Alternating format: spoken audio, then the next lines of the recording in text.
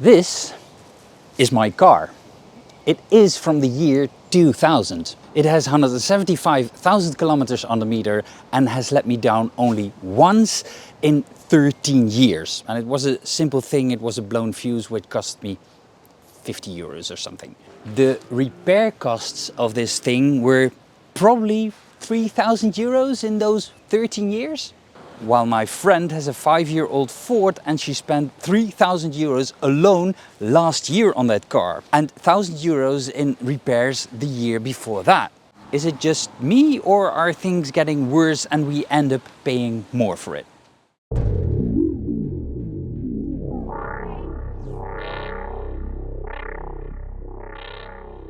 But why?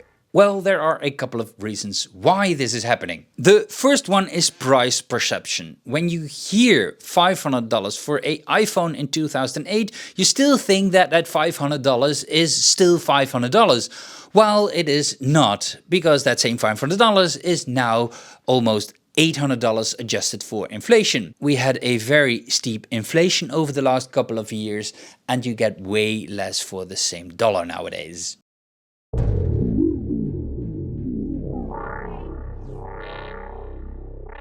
But we also shouldn't forget that CEOs must drive a big car, and preferably multiple big cars. According to CNBC's, CEOs earn 1,000% more since 1978. The inflation was only 500%. CEOs took home an average of $23 million in 2024. And I'm not exactly under the impression that CEOs run their companies twice as good nowadays. In fact, I think it's the opposite.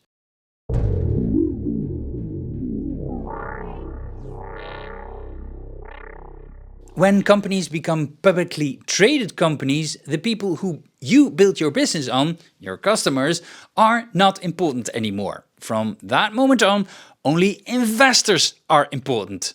And the only thing that investors are interested in is dollar signs. Cutting costs, maximizing profits, rapid returns, and growth.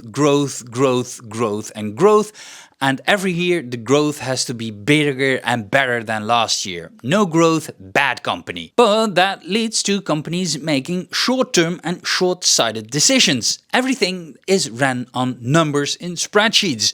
Not people. The human aspect and the soul which made the company grow in the first place is completely gone.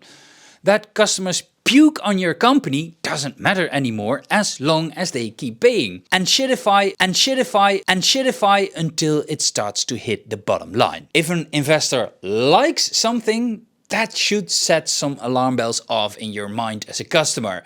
Because you're not the first on the priority list of the company, you're last. Adobe is a great example of this, because they didn't think long term.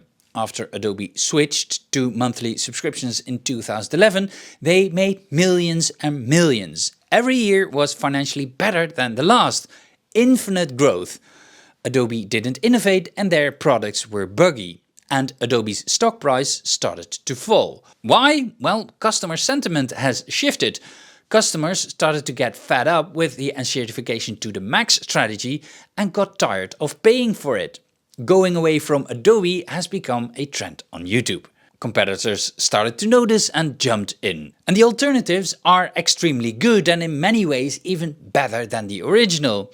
DaVinci Resolve for Premiere and Affinity Photo for Photoshop. The primary goal of these competitors was to make a great product by innovating and making it more stable. For Adobe, the scale has started to tip in the reverse direction. They've gone too far by sucking the soul out of the company. Many companies yet did not reach that certification tipping point or are smart enough to not let it reach that tipping point.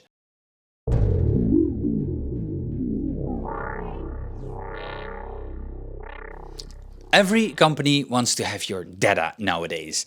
They spy on you with everything you do, invading your privacy, so they can sell your data to data brokers, the government, or use it for ads. Because everything nowadays needs ads, even when you've paid for the product. And if it has a lot of ads, it needs more ads. YouTube now serves 90-second ads, and their ad revenue has skyrocketed over the last few years.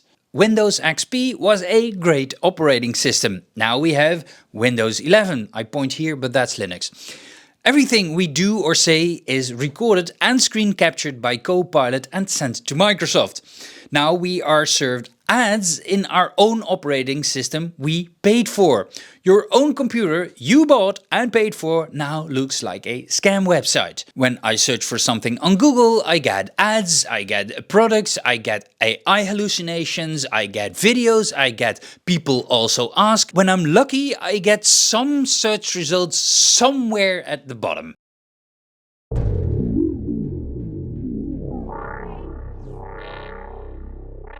In an absolute race to the bottom, companies fall over each other to offer you the latest, completely useless AI features. When Google unveiled Android 17, it was chock full of useless AI features. But the company running the largest search engine in the world can't fix Google search, and it can't fix searching in the settings of Android. But yet it offers a way to scan a leaflet to get travel recommendations. Microsoft has integrated AI into Paint and Notepad. Why? Also here, Microsoft running Bing, a search engine, can't fix searching for a program or a file in Windows. And when I type something into Google, the AI starts to hallucinate an answer. When I type something into ChatGPT, it hallucinates an answer. According to OpenAI's own research, their ChatGPT 5 chatbot has an accuracy rate of 22%. In other words, it's wrong almost 80% of the time. And why is everything ran in the cloud instead of locally? Because then you can spy on people, then you can sell their data to show them ads. Thus far, I have yet to find a useful feature that actually works and is reliable. The combination of useful, working and reliable simply does not exist when it comes to AI.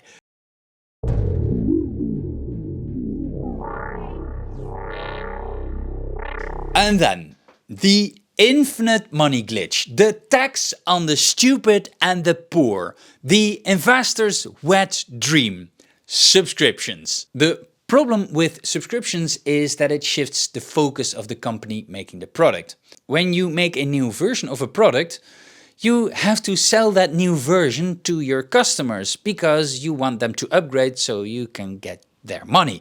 But customers only buy the product when it's good. They only buy the update when it's good.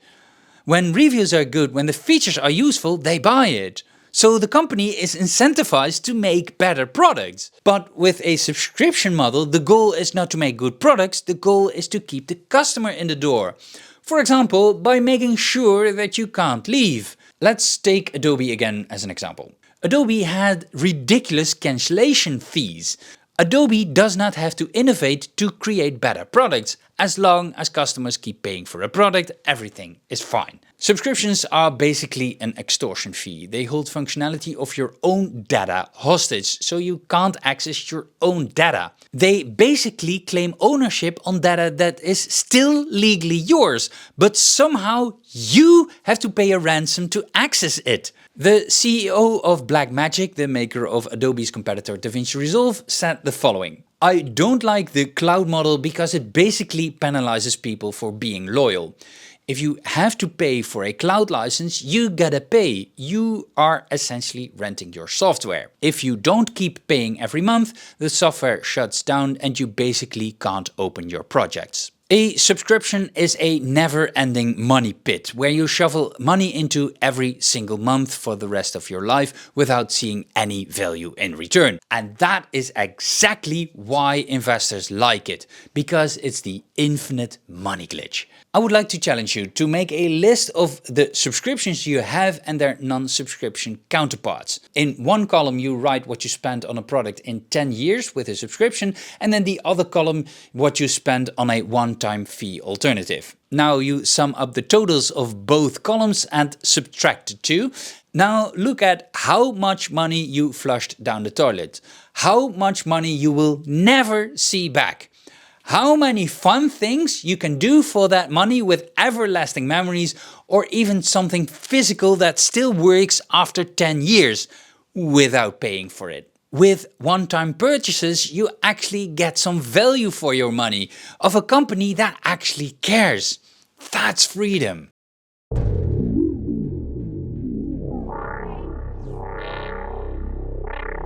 Sorry, I had to switch microphone because the batteries in my cordless microphone died.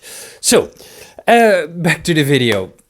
Running a business in the 30s, 60s and 80s was an honor. You treated every customer like a king. But that sentiment has completely shifted to the art of how much shit you can get away with. Try to find a phone number on the website of a company nowadays. You can't, and especially with American companies. How dare you to ask questions? How dare you to ask support for something you paid for? What kind of a degenerate are you? Businesses don't want to put in the effort anymore. As long as customers keep paying, it's all fine. I heard a quote once that perfectly captures the current sentiment in doing business. Corporations act like they're mad that they have to go through you to get your money.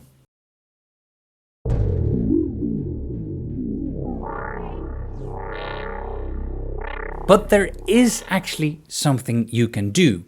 Vote with your wallet. I personally don't understand why people keep paying for product with subscriptions.